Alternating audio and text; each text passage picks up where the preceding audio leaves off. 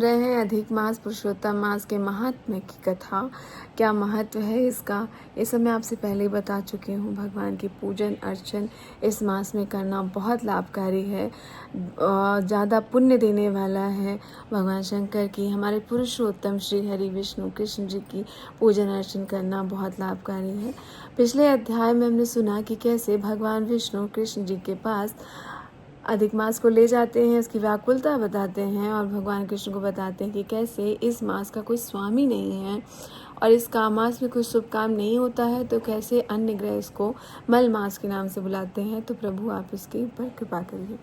आज हम आपका स्वागत करते हैं अपने इस चैनल पे, जहां हम सुनने जा रहे हैं आज अध्याय 7 की कथा।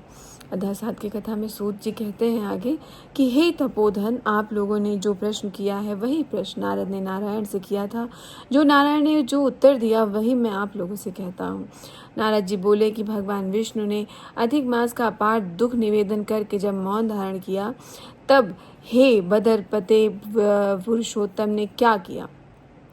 सो इस समय हम आपसे कहते हैं, श्री नारायण कहते हैं कि हे वत्स, गोलोक नाथ श्री कृष्ण ने विष्णु के प्रति जो कहा वह अत्यंत गुप्त है, परंतु भक्त आस्तिक सेवक दम्भ रहित अधिकारी पुरुष को कहना चाहिए। अतः मैं सब कहता हूँ, सुनो। या आख्यान सत्कीर्ति पुण्य यश सुपुत्र के दाता राजा को वश में करने वाले हैं और दरिद्रता का नाश करने वाला एवं बड़े पुण्यों से सुनने को मिलता है। जिस प्रकार इसको सुने उसी प्रकार अनन्य भक्ति से सुने हुए कर्मों को करना भी चाहिए। पुरुषोत्तम बोलते हैं, श्री पुरुषोत्तम भगवान बोलते हैं कि हे विष्णु, आपने बड़ा ही अच्छा किया जो मल मास को लेकर यहाँ आ गए। इससे आप लोगों में कीर्ति पावेंगे।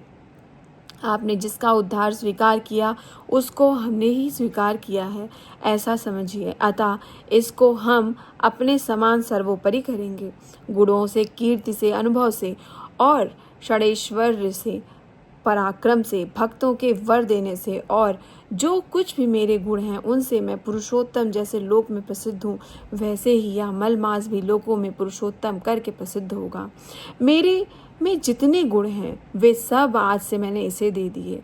पुरुषोत्तम जो मेरा नाम लोक तथा वेदों में प्रसिद्ध है, वह भी आपकी प्रसन्नता तथा अर्थ आज मैंने इसे दे दिया। हे मधुसूदन, आज से मैं इस अधिक मास का स्वामी भी हुआ। आज से ये स्वामी के बिना नहीं है। इसके पुरुषोत्तम नाम से सब जगत पवित्र होगा। मेरी समानता पाकर यह अधिक मास सब मासों का राजा होगा। यह अधिक मास जगत पूज्य एवं जगत से वंदना करवाने आने के योग्य होगा। इसकी पूजा और व्रत जो करेंगे उसके दुख और दारिद्र्य का नाश होगा। चैत्रादि सब मास सकाम है, इसको हमने निष्काम किया है। इसको हमने अपने समान समस्त प्राणियों को मोक्ष देने वाला बनाया। जो भी प्राणी सकाम एवं निष्काम होकर अधिक मास का पूजन करेगा, वह अपने सब कर्मों को भस्म कर निश्चय ही मुझे प्राप्त करेगा। जिस परम पद की प्राप्ति के लिए बड़े बड़े भाग्य वाले यति ब्रह्मचारी लोग तप करते हैं और महात्मा लोग निराहार व्रत करते हैं एवं दृढ़ व्रत वाले लोग फल पत्ता वायु भक्षण कर रहते हैं और काम क्रोध रहित जितेंद्रिय रहते हैं, वे और वर्षा काल में मैदान में रहने वाले, जाड़े में शीत, गर्मी में धूप सहन करने वाले मेरे पद के लिए यत्न करते रहते हैं। हे गरुड़ध्वज, तब भी वह मेरे अव्यय परम पद को नहीं प्राप्त होते, परंतु पुरुषोत्तम के भक्त एक ऐसा मास है कि इसके बिना व्रत से, बिना परिश्रम जरा मृत्यु रहित उस पद को पा लेंगे, उस परम पद को पा लेंगे। यह अधिक मास व्रत संपूर्ण साधनों में श्रेष्ठ साधन है और समस्त कामनाओं के फल की सिद्धि देने वाला है। अतः इस पुरुषोत्तम मास का व्रत सबको करना चाहिए।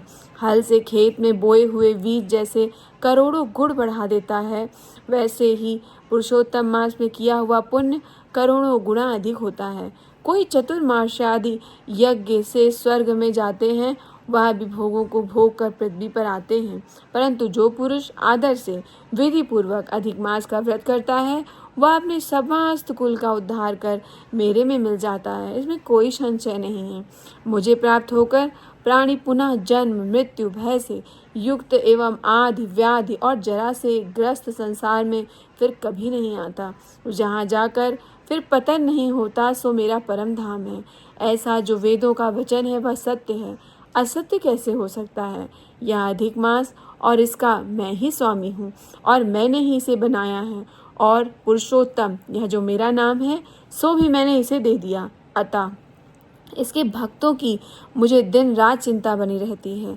उसके भक्तों की कामनाओं को मुझे ही पूर्ण करना पड़ता है। कभी कभी मेरे भक्तों का अपराध भी गणना में आ जाता है, परंतु पुरुषोत्तम मास के भक्तों का अपराध कभी भी गणना में नहीं गिना जाएगा।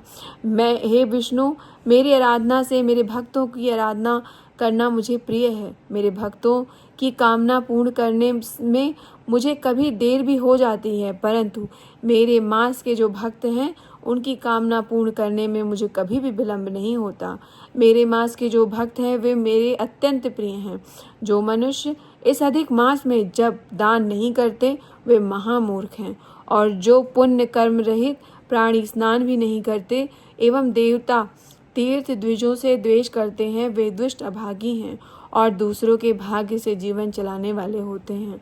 जिस प्रकार खरगोश के सींग कदापि नहीं होते, वैसे ही अधिक मास में स्नान आदि ना करने वालों को स्वप्न में भी सुख नहीं प्राप्त होगा।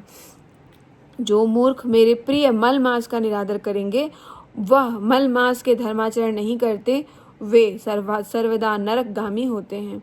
प्रति तीसरे वर्ष पुरुषोत्तम मास प्राप्त होने पर जो प्राणी धर्म नहीं करते वे कुंभी पाक नरक में गिरते हैं और इस लोक में दुख रूप अग्नि में बैठे स्त्री पुरुष पौत्र आदि को से उत्पन्न बड़े भारी दुखों को भोगते हैं। जिन प्राणियों को यह मेरा पुण्यतम पुरुषोत्तम मास अज्ञान से व्यतीत हो जाए, वे प्राणी कैसे सुखों को भोग सकते हैं। जो भाग्यशालिनी स्त्रियां सौभाग्य और पुत्र चाहने की इच्छा से अधिक मास में स्नान दान पूजन आदि करती हैं, उन्हें सौभाग्य संपूर्ण संपत्ति व पुत्रादि यह अधिक मास देता है। जिनका यह मेरे नाम वाला पुरुषोत्तम मास दान आदि से रहित बीत जाता है, उनके अनुकूल मैं नहीं रहता और ना उन्हें पति सुख प्राप्त होता है।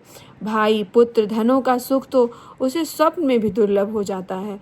अतः विशेषकर सब प्राणियों को अधिक मास में स्नान पूजा जप आदि और विशेष करके शक्ति के अनुसार दान अवश्य करना चाहिए। जो मनुष्य इस पुरुषोत्तम मास में भक्ति पूर्वक मेरा पूजन करते हैं, वे धन पुत्र और अनेक सुखों को भोग कर पुनः गोलोक के वासी होते हैं। मेरी आज्ञा से सब जन मेरे अधिक मास का पूजन करेंगे। मैंने सब मासों से उत्तम मास इसे बनाया है, इसीलिए अधिक मास की चिंता त्याग कर हे रमापते, आप इस अतुलनीय पुरुषोत्तम मास को साथ लेकर अपने वैकुंठ में जाइए। श्री नारायण कहते हैं आगे कि इस प्रकार भगवान कृष्ण के मुख से रसिक वचन सुनकर श्रवण कर विष्णु अत्यंत प्रसन्नता पूर्वक इस मल मास को अपने साथ लेकर गए। नूतन जलधर के समान श्याम भगवान श्री कृष्ण को प्रणाम कर गरुड़ पर सवार हो शीघ्र वैकुंठ के प्रति चल दिए। इति श्री ब्रह्मांद्रीय पुरुषोत्तम मास महात्म्य सप्तमोध्याय। जय जय श्री राधे।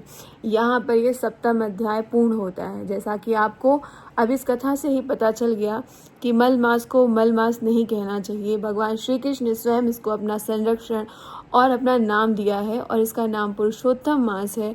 इस मास में पूजा दान आदि का बहुत महत्व है और साथ में ही जो लोग इस मास को मल मास के नाम से बुलाते हैं या इसे अलग थलग कर देते हैं, उससे स्वयं भगवान कृष्ण हमेशा नाराज रहते हैं। उसके घर में धन संपत्ति यश नहीं आता, ऐसा इस कथा का कहना है। तो इसलिए जितना हो सके यथाशक्ति पूजा पाठ करिए, लोगों के साथ अच्छे कर्म करिए। फिर मिलेंगे अगली कथा में, तब तक के लिए जय